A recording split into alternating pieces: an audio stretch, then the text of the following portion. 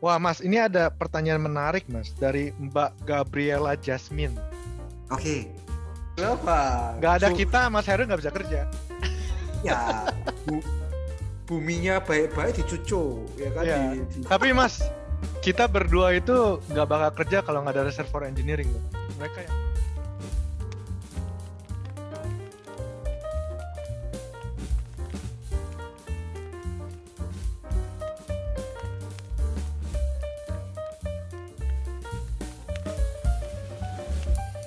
Mas Heru. Iya. Aduh, gimana kabar hari ini, Mas Heru? Baik. Ini kita kok Ton, punya tanggung jawab moral. Iya, kenapa, Mas? Lah, sudah pada nonton? Iya, banyak yang udah nonton. Terus sudah pada komen? Iya. Nah, kita harus jawab nih kalau ada pertanyaan. Coba. Oh, betul. Kamu pertanyaan apa? Aku cek nih. Wah, Mas, ini ada pertanyaan menarik, Mas, dari Mbak Gabriela Jasmine. Oke. Dia bilang, good one, dongeng perminyakan. Terima kasih, dipuji. Mau request nih, mungkin boleh banget bahas tentang cara menentukan interest atau expertise kita di bidang teknik perminyakan.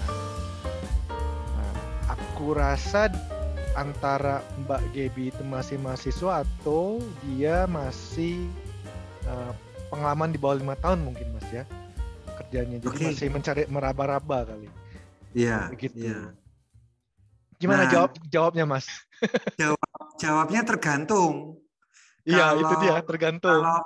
Kalau Mbak Gaby nanya sama Heru dan Ardatu, jawabannya production engineering. Atau gini, kalau boleh melebarkan sedikit adalah semua hal yang terjadi pada saat butiran minyak itu masuk ke dalam sumur sampai ke atas. Itu production engineering. Tapi nanti kalau Mbak Gaby nanya sama Anton Suteja, jawabannya apa, Ton? Drilling sama completion. Drilling. Bikin lubang. Bikin lubang. Nggak ada kita, Mas Heru nggak bisa kerja. Ya, buminya baik-baik dicucuk, ya kan? Terus dibelok-belokin sumurnya biar yang production engineering produksinya susah, kan? Tapi, Mas, kita berdua itu nggak bakal kerja kalau nggak ada reservoir engineering, loh. Mereka yang pegang duit soalnya. Ya, mereka yang tahu isinya, jumlahnya berapa dan lain sebagainya. Kita hanya membantu saja. Tetapi mungkin kalau pertanyaan semacam ini dan jawabannya adalah tergantung siapa yang ditanya, kan jadi tidak membantu tuh. Betul. Ke Mbak Gabriela. Tetapi kalau boleh dongeng perminyakan, mungkin kita bantu membagi dunia perminyakan menjadi istilahnya spesialisasi lah. Yang pertama tadi sudah disebut teknik pemboran, drilling engineering. Jadi tugasnya adalah melakukan segala sesuatu supaya lubang itu bisa menghubungkan antara surface dengan reservoir. Ya. Yang kedua sudah kita sampaikan barusan adalah teknik produksi, production engineering. Production engineering itu yang melakukan segala sesuatu gimana caranya yang namanya fluida reservoir, baik minyak, gas, dan air, itu bisa mengalir sampai ke atas supaya bisa kita serahkan ke proses engineer untuk diproses dan kemudian digunakan energinya. Yang ketiga tadi sudah sempat disinggung sama Anton, yang namanya teknik reservoir atau reservoir engineering. Segala sesuatu yang mengkuantifikasi, yang mengevaluasi, yang menghitung jumlah, yang melakukan tes-tes yang diperlukan untuk memastikan bahwa volume fluida reservoir ada, itu adalah teknik reservoir. Jangan lupa yang terakhir, Ton, yang manajemen secara keseluruhan. Ini Ya. lebih general, lebih general. Ada yang namanya kalau di tempatku namanya petroleum architect.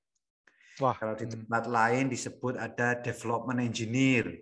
Ya. Jadi yang ketemu dari geologinya, geofisiknya, reservoir management plan-nya, drilling management plan-nya, duitnya dari mana, apa namanya, minyaknya dikirim kemana, gasnya diekspor kemana, airnya dibuang kemana, dan lain sebagainya. Itu lebih ke Lebih jadi ke tim sih Mas, itu lebih ke kalau di oh, tempatku namanya development team. Jadi dia development team ada gitu. PI-nya, ada reservoir engineer-nya, ada production technology-nya ada. Ya, Dia digodok lah proyeknya gitu. ya.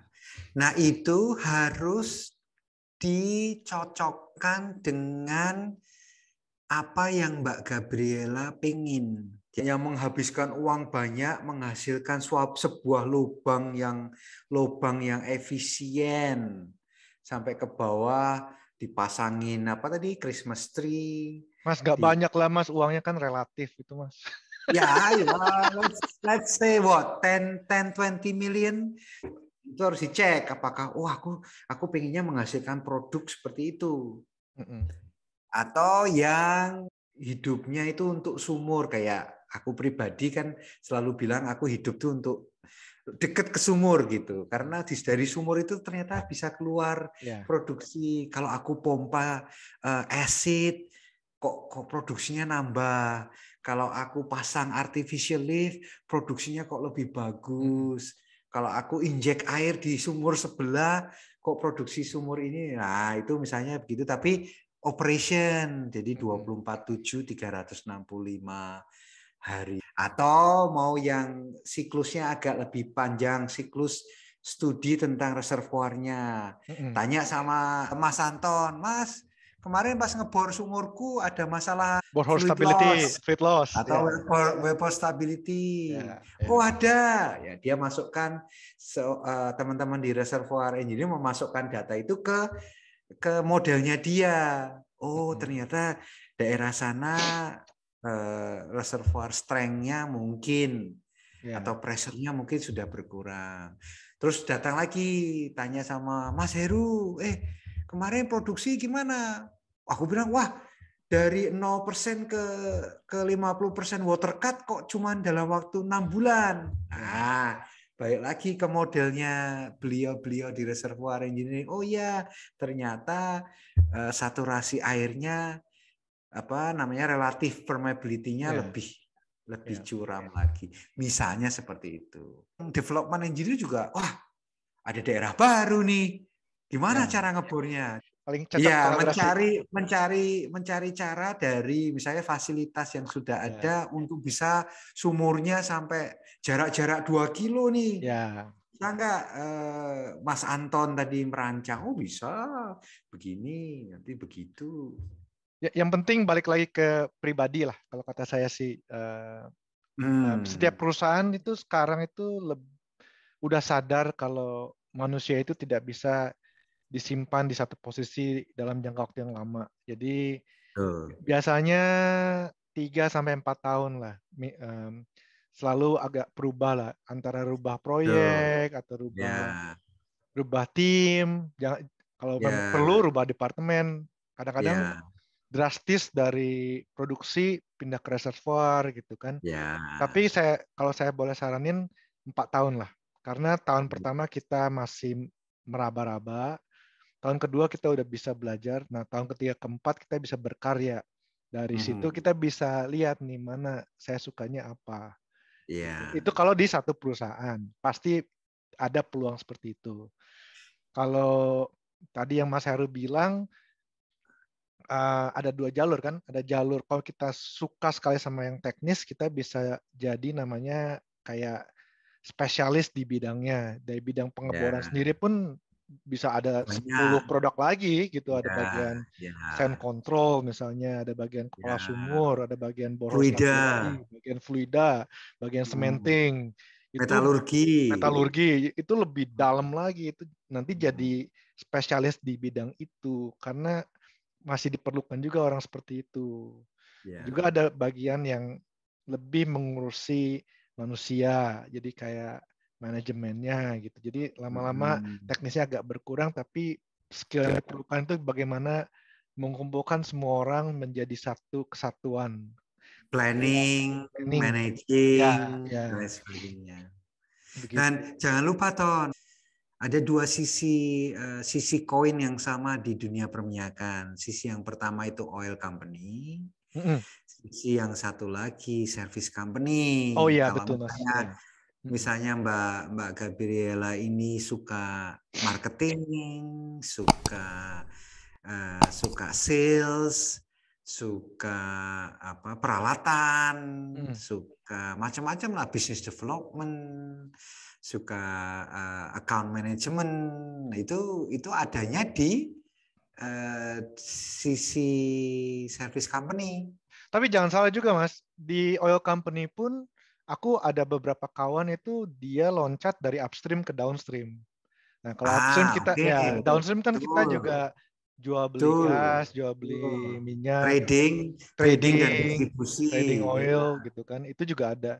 Yang aku lihat antara dua itu, kalau oil company itu dia bakal jadi ahli di reservoirnya, di tempat dia berkarya. Jadi kalau dia tahu reservoir, ya jadi sumurnya tahu banget gitu. Nah tapi kalau service company dia bakal tahu marketnya gitu kan. Di Indonesia begini, di Eropa begini, tapi tahu fieldnya agak-agak dasar. Jadi yang sekarang itu yang paling cocok memang dua ini, oil company, service company. Jadi harus kolaborasi, jalannya sama sih. Gitu. Tapi itu pilihan. Jadi menambah pilihan Mbak Gabriela kalau nanti mau join ke dunia perminyakan, jangan lupa ada banyak pilihan. Dan masalah hidup paling enak itu adalah memiliki pilihan. Betul. Kalau nggak punya pilihan repot, tapi kalau punya pilihan itu masalah enak lah, tinggal milih.